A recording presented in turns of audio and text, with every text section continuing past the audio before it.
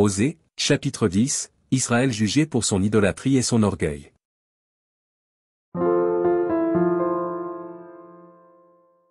Israël était une vigne féconde, qui rendait beaucoup de fruits. Plus ses fruits étaient abondants, plus il a multiplié les autels, plus son pays était prospère, plus il a embelli les statues.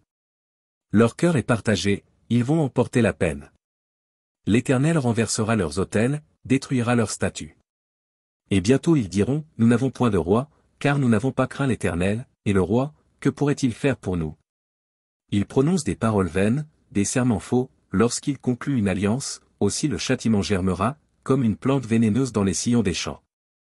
Les habitants de Samarie seront consternés au sujet des veaux de Beth-Aven, le peuple mènera deuil sur l'idole, et ses prêtres trembleront pour elle, pour sa gloire, qui va disparaître du milieu d'eux.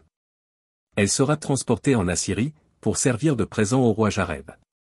La confusion saisira Éphraïm, et Israël aura honte de ses desseins. C'en est fait de Samarie, de son roi, comme de l'écume à la surface des eaux. Les hauts lieux de Beth-Aven, où Israël a péché, seront détruits, l'épine et la ronce croîtront sur leurs autels. Ils diront aux montagnes, couvrez-nous. Et aux collines, tombez sur nous. Depuis les jours de Gibéa tu as péché, Israël.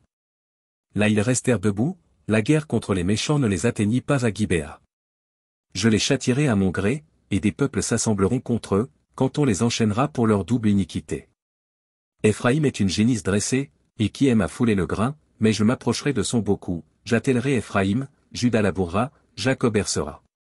Semez selon la justice, moissonnez selon la miséricorde, défrichez-vous un champ nouveau. Il est temps de chercher l'Éternel, jusqu'à ce qu'il vienne, et répande pour vous la justice. Vous avez cultivé le mal, moissonné l'iniquité, mangé le fruit du mensonge, car tu as eu confiance dans ta voix, dans le nombre de tes vaillants hommes.